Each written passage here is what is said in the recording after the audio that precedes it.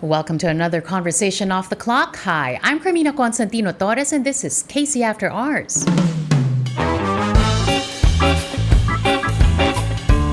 I will not tell you what to do. I will make you realize what you can do. If the answer is yes, great. If the answer is no, then reflect further.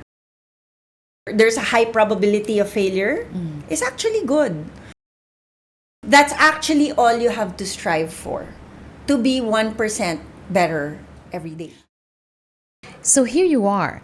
It's 2025 and you're raring to have a fresh start. But where do you even begin? Pwede ka bang magsimula lang ng hindi lumilingon sa nakalipas? Paano ba iwanan ang mga dala-dalang bagahe noong nakaraang taon? Ang sakit, maaring lungkot, pagkabigo, maaring pagkatalo. 2024 may have tested you in ways you have never imagined, but think about it. Didn't it also shape you to become wiser, braver, stronger? How do you now harness all that strength and bring it all back to you so you can maximize your potential so that 2025 will be anything but the same? Yan ang sabay-sabay nating alamin. Joining us today is someone who is known as a Gen Z coach, but she's also coached leaders of Fortune 500 companies. Let's all welcome life coach Nikka Santos. Nikka, nice to see you again. I'm so happy to be me here. also, super happy.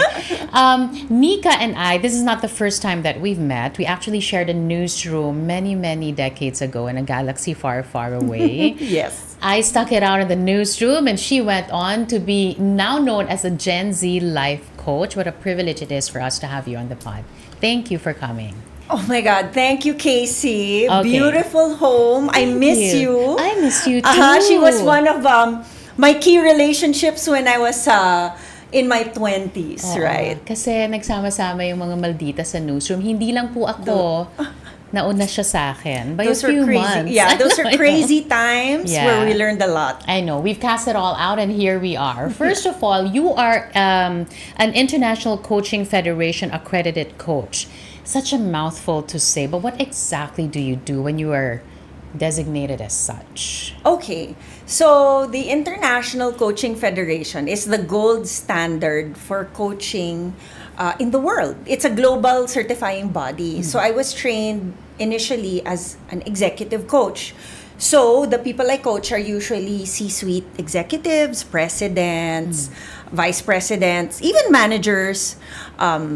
That's our training. And to get that credential, you have to have so many hours of training, so many hours of coaching, paid and pro bono. And then there's an exam. And then every 3 years, we have to be recertified. Parang doktor. Because coaching, the way we do it at least, is based on science, on positive psychology, neuroscience. So every day, every year, we need to learn, refresh on what's out there, what we're learning about people, human behavior, how we think, how the world is. Yeah. Right? Even that, we adjust to that, right? We're under so much information overload now. There's AI and then there's stress. Yeah. Oh, things like that. tell me about Tell you, stress. yeah, diba? I live in it. Anyway, but you talked about coaching leaders, executives, in the C-suites and all that. But is there a difference? Because you're known to be the Gen Z coach as well. But is there a difference between coaching leaders from Fortune 500 companies and coaching regular folks? May pagkakaiba ba? Oh, that's an interesting question. You know what that reminds me of? Somebody once said, she was also trained as an executive coach, and like people are going to me for life coaching. Like it's and to me, I was like, but leadership coaching is life coaching. Yeah, because you're leading your own life. How can that be different? Yes. There is a certain difference in that C-suite executives a C-suite executive has a different set of problems than, let's say, a full-time housewife or a college student that I'm coaching. But the core is at like the core of what would make them get to their goals, what would drive their success, what would get them motivated and inspired, it all boils down to self-leadership. correct. The choices you make, Yeah. how you focus on what you can control. So at the core, it's actually the same. Kasi you look inward. Yeah. You look at what you can do Oo. on your own. So as a coach, I will not tell you what to do. I will make you realize through questions and even sharing observations and feedback, I will make you realize what you can do. The power that you hold. Yes. And sometimes kasi, no, actually, not sometimes. We all have blind spots. Even the most successful CEO has blind spots. And even the most self-aware person. Yeah. Even the most intelligent people. In fact, super intelligent people are very good at justifying their blind spots or justifying certain behaviors that they keep repeating but aren't really helping them. But they're very good at justifying that. Kasi nga, matalino. Oo. Okay, susubukan natin yung talino natin ngayong 2025. But before we get into that, Nikka, I want you to talk about the Future Leaders Program as well, because you put in a lot of energy into building that program, right? You took a lot of time from yourself as well to make sure that this program exists. What is it exactly? And what do you guys do? When I graduated from my first coaching education program, parang may naisip akong niche. No, normally, I was certified as an executive coach, obviously executives, but I wanted to be the adult I wish I had when I was in my 20s, the time when we met each other, when I was such a hot mess. Right? Weren't we all out? When I thought I knew everything just because I graduated from UP and I achieved this. So, yeah. So that just really resonated with me. So I was like, why not start coaching people when they're young? Correct. When they're in their 20s. So they don't have to struggle as much as I struggled. I struggled with anxiety. I struggled with burnout. I had my own mental health issues, and I really traced it back to, a confluence of things like, being in your 20s and being cocky and being, back then, I recognized I was a workaholic. I was a perfectionist. So I wanted to be the adult that could, tell the Gen Z folks, hey, it's okay. You're gonna be okay. You don't have to be that anxious, right? So I started that program by first reaching out to Key School Manila, where my kids were going to school, and I said, let me coach your high schoolers who I know are having a lot of anxiety over choosing their track, Right. choosing their college course. Correct. And that time, it was during the pandemic. So, I crafted a program, a self-leadership program for high schoolers and college students. So when you talk about starting the year, Nikka, it's pretty daunting. Any sort of beginning, di ba? It's nakakanerbiyos, nakakatakot. Whether it's about a new project or a new year. Imagine 12 months, 365 days, di ba? That's a lot to take in. It's scary for a lot of us. So, siguro naiisip ng iba, normal ba ito na natatakot tayo pag sinisimula ng bagong taon? Is it normal to feel scared? Normal, very normal.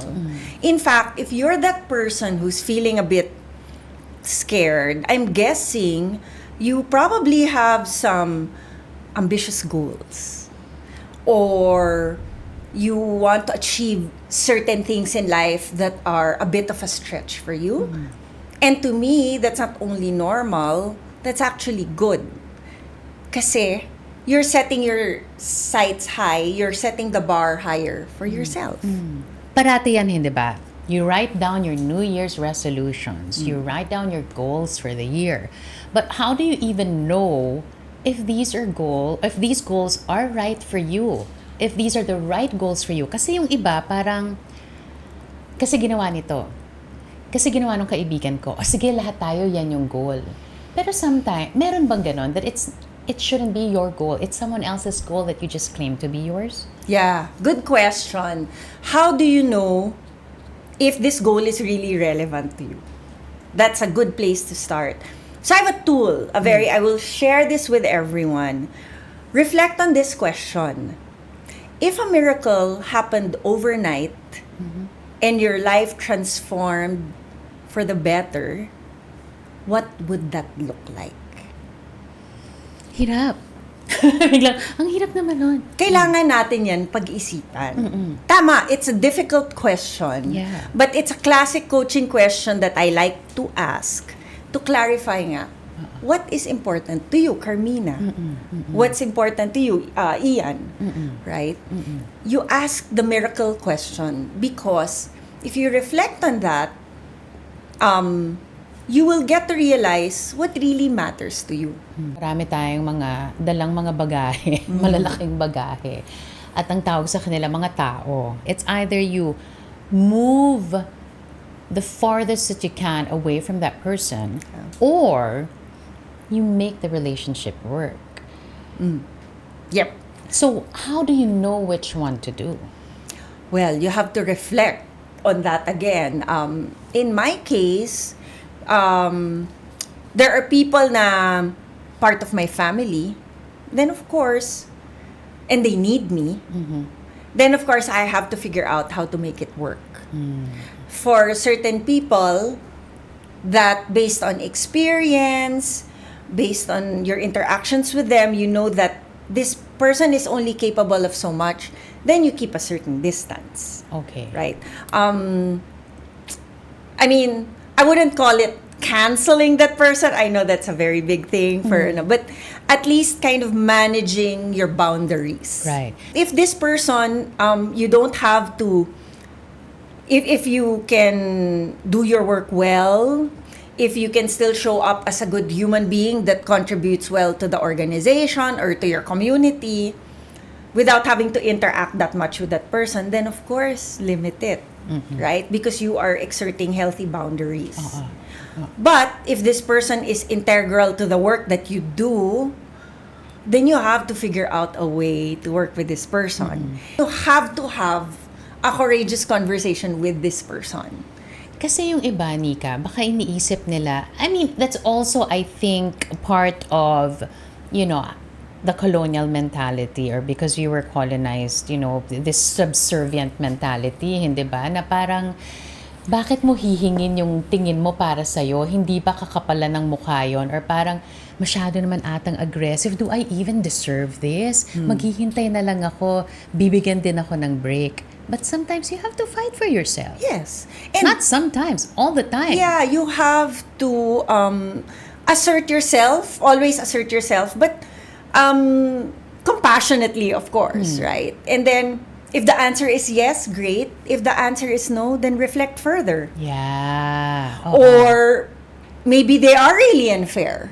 But at least you really have proof that they are unfair and they don't listen to you and they don't value you in the company. Then you go find somewhere else, and that's really not the place for you. But how will you know for sure if you haven't had that hard conversation, or as I like to call it, that courageous conversation? Should that courageous conversation begin with yourself? That's such a beautiful reflection and insight on your part. Yes. I love that. That's beautiful that you said that. The first courageous conversation has to happen with your own inner dialogue. So if you know you have shortcomings, Mahirap yun sa iba, ha, Nikka? very. Oh, yes. Because they feel like some For people... most of us. Yeah. Because the, Even for me sometimes. because right? the tendency for humans is that we feel that things are happening to us all the time. Diba? We seldom think that this is happening because of us too. Yeah. And that's hard. Yeah. So that's a beautiful insight coming from you, that the first crucial, courageous conversation you have to have is with yourself. What do you really need to do? Relationship, whether it's work or what, or in the family, mag-decide ka kung napaka-importante ba ng relationship na yon, or you can walk away. When it comes to material goals, Yeah. what do you do? Where do you begin? I will share another coaching tool. It's called the Be, Do, Have tool. So when I answered my miracle question, the miracle is my work will be 2x. Minsan nga iniisip ko, why don't you just make it 3x, Yeah. right? So that's my goal. That's my have. I wanna have a business that's 3 times bigger than what it was in 2024. What do I need to do to have this? So I need to network more, get out there more, appear in podcasts. Thanks for the invite. I didn't even have to ask Of for course, it. I thought of you right away. So, spruce up my website. Those are some of the things I have to do. Actively market, right? And keep coaching, right? Because as I coach, the more clients come because you get referred. So those are the do. The B part, who do I have to be in order to do what I need to do to have this?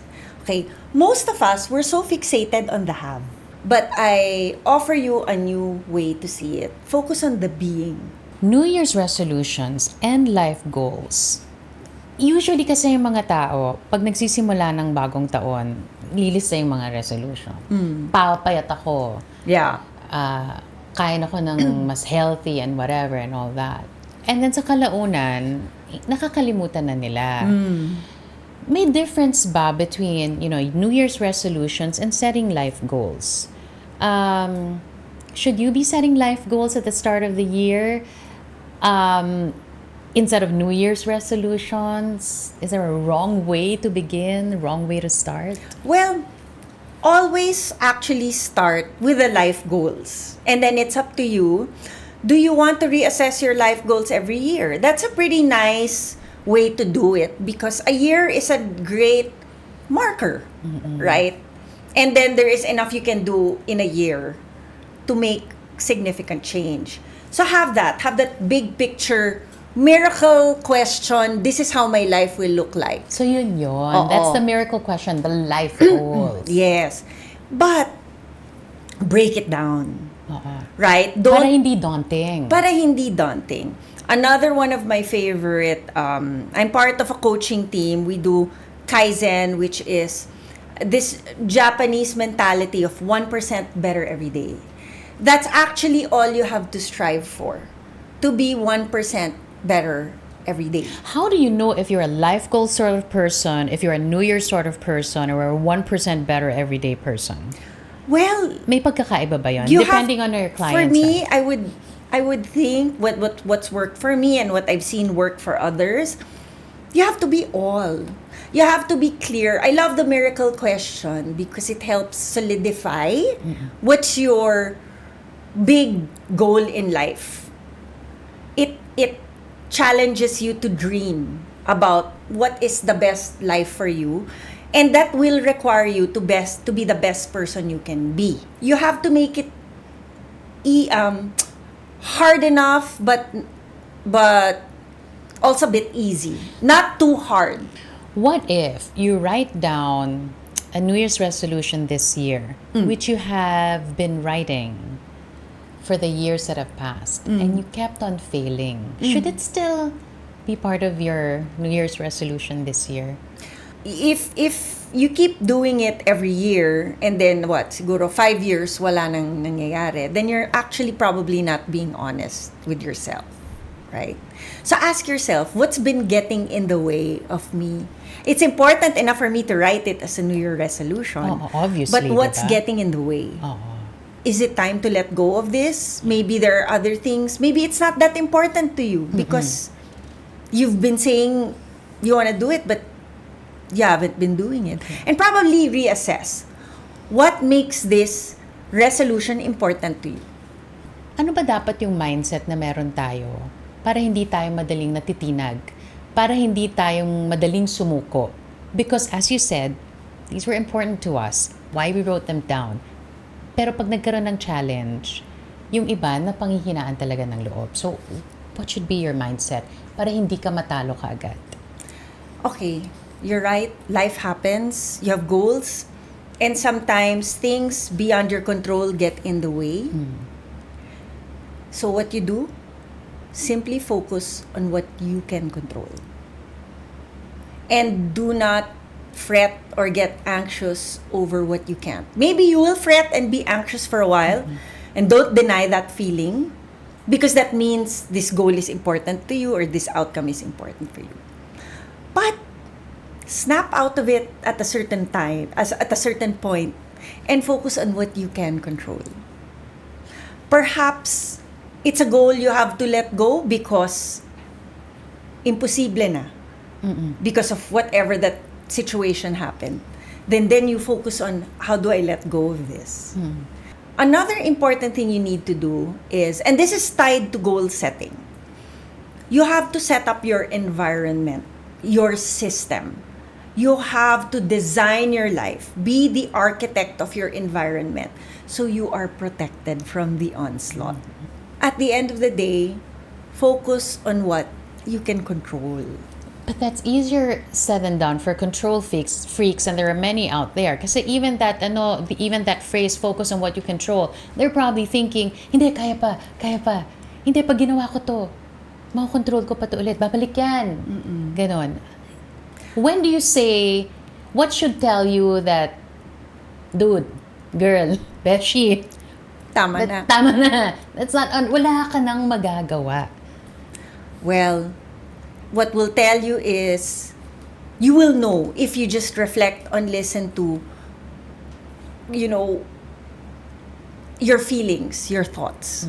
So there's another tool. I imagine I did bring it. It's called the Wise Mind tool.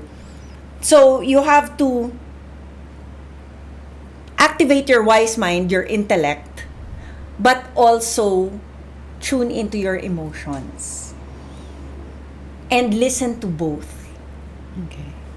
Right? So the wise mind tends to kind of rationalize things or ganyan. But what are you feeling about this situation as well? So if the feeling is so heavy and it's really getting you down, it's impacting already your mental health, your relationships, then what does that tell you, right? Intellectually, that's probably meld it together. It's time to let go. It's time to focus on something else. As we go through life, right? It's some would say it's really a race, right? Does it help a person to even think about that life is a race and you should be this and you should be that, you should win the race? Is that a healthy mindset to have? No. For me, life is really more like a marathon, not a race. Because if you see life as a race, then you're constantly comparing yourself to others. Exactly. And that in the race, number 1, 2, and 3, that's the only. But in a marathon, the point is just to finish. The point is the training, the process. I have completed a marathon. My goodness, the personal values I had to draw out, right? The grit, perseverance, discipline. That is what matters. The road to it. Not that I finished it in 4 hours or 5 hours. What mattered is, how did I train? I told myself, latter part of 2023, that 2024 was going to be the year that I would allow myself to be at my most uncomfortable, because I wanted to grow. I wanted to, I guess when you're uncomfortable, that's when growth happens, and that's what I did in 2024, and it's a great feeling. I'm learning with this podcast and everything. What are your thoughts regarding that, being uncomfortable in the environment that you set up and knowing everything that you just taught us today? Well, you're right. You just said it. Being uncomfortable is where you grow. Like, speaking of goal setting, I'd always tell my kids this. Always have a stretch goal. So, have a goal. Of course, make it reasonable enough that you can achieve it. But dare yourself to always have some stretch goals where that will require you to be uncomfortable. That would also probably be scary because you might fail. Yeah. So, yeah, you need, if we are always comfortable, then we're not really living our best lives. I think we're not growing. Because discomfort, managed discomfort, wag naman yung burnout or hindi ka na nag-rest, but meaning yung stretching yourself to do things where there's a high probability of failure is actually good. Because when you succeed, great. So what does that do for your psyche? It encourages you. If you fail, how can you take that failure to build naman resilience? So, Okay, as you wrap up this conversation, wonderful conversation, by the way, I'm learning. You talked about inspiring yourself, motivating yourself, tapping into your inner power. The power that you hold is so immense. If you can give us that one single mindset that one must have as we all enter this new year, this 2025, so that it will be everything but the same as 2024, what would that mindset be? let me think about that for a bit. The mindset should be, I'm really such a coach. I want to ask a question. Where do you really need to grow this 2025 that would make the biggest difference for you in your life? And if you answer that honestly and work on that, then 2025 is going to be a great year. I love it. It's all up to you. It's up to you, right? And don't be afraid to ask for help. Make sure you set up your environment, you design your life in a way that supports your goals. So, it doesn't all have to be on you. You also need to set up your environment and get the people that will help you achieve it. You know how great this conversation has been, Nikka. I'm already looking forward to 2026. I feel like goal achieved, achievement unlocked. I have the power. We do have. Nikka Santos, life coach. Thank you so much for joining us today. Have a great 2025. You too, and I will see more of you this year. I'm sure. Andrew, let's make it happen. And that's it for another episode of KC After Hours. You know the drill. Like and subscribe. I'll see you on the next one.